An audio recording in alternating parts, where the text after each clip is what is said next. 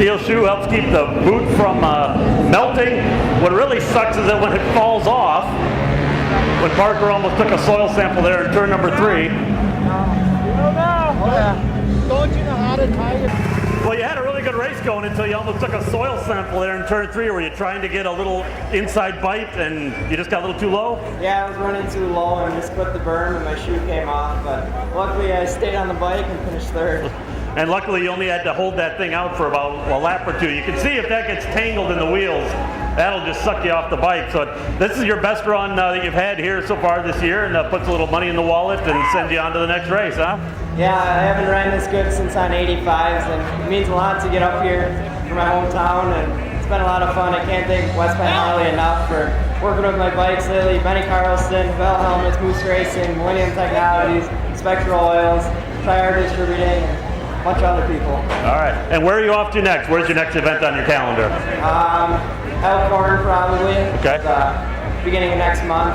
Got to take off, work a little bit. All right, give it up for your 3rd place finisher, Parker Lang. This is the old guy of the young man's class, oddly enough, but give it up for out of Hartford, number 32L is Jesse Janis, ladies and gentlemen.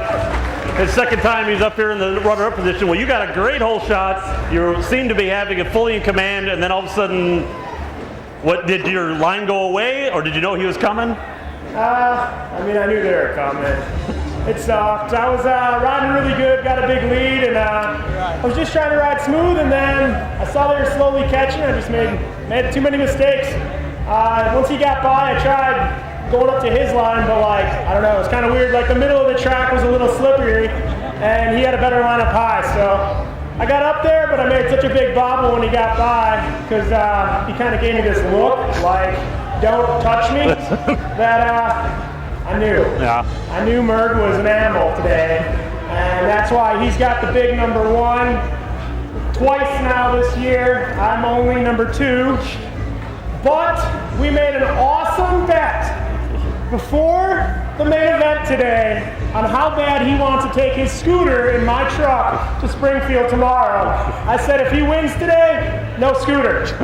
So I guess $2,000 trumped the scooter, and he'll be walking tomorrow. Well, if it's any consolation, he was the only one that was making that high line work. I suspect that I know your knee is still not 100%. Was that starting to get a little fatigue after a couple laps? No excuses. Merg was just a little better than me today, and you know what? That's okay. 2nd's good. I don't mind losing to either of these guys. They're my good friends, and it's a lot better than losing to Jared Mees. And tomorrow you'll be riding the Nergia energy drink Suzuki 650 on the Springfield Mile at about 140 miles an hour. Yep, we're going to head down there and give that a go.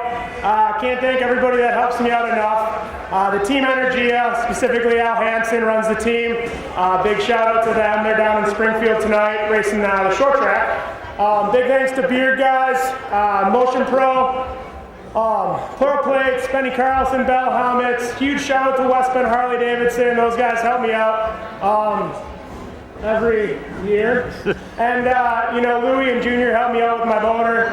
Jeremy DeRoder of 34 Racing, he helps build my motor. Jimmy Wood, Moto Station Suspension. That's literally the 2nd time I've ridden that bike and still haven't turned a click. So it works well. Recluse, Micah Metals, Suburban Harley Davidson, Joe Hupp, Salmon Seats, and just everybody that came out today, came to the fair, Bert Sumner, his whole crew, and these fine-looking gentlemen on the podium with me who are both single right now. So, ladies, both these guys right here. Give it up for Jesse Janis, ladies and gentlemen. And now this young man, he's in his 2nd or 3rd year as a professional. I feel like I just ran through this whole list just the other day. He was on the radio program with us just a few nights ago. He made his biggest win of his career back at our Dairyland Classic in June. Here he is again, come from behind. Ladies and gentlemen, from Beaver Dam, number 69L is Morgan Mishler.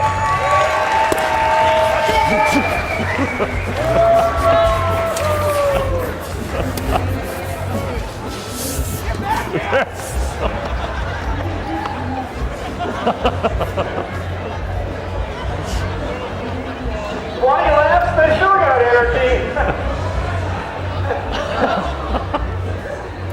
I think Morgan's about half Jesse's age. I think Jesse's like 50.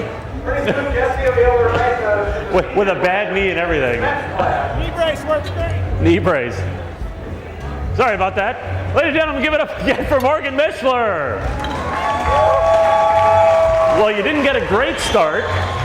You seem to be kind of biding your time. You worked your way up. I think you were like 4th or 5th off the line, and then you slowly worked your way up. But you had the line up north here on the high side that was working that no one else was working. Did you start up there right off the bat, or did you just kind of find that halfway through the race? I just baked it into one to find it. I didn't really have a plan, but that's all I could really figure out. And coming out, I get a good drive, being smooth on the throttle, so I just went with it. So 3 and 4 I struggled. I was just trying to dive on and keep my core speed up going in 3. So I was slowly getting Jesse.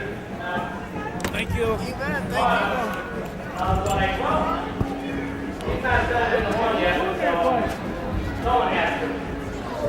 So catching up to another rider is one thing, but passing him is a whole other thing once you caught up, because since he wasn't running your line, I don't think it took more than a lap or two before you just bonfied into one, and from that standpoint, as soon as you got around him, either he made a mistake or it was just that much better.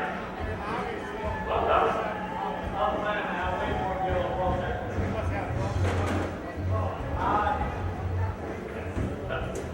So once you caught up to him, you pretty much just bonfied into one and take the lead? Yeah, I on the bottom you can get a good drive, and I get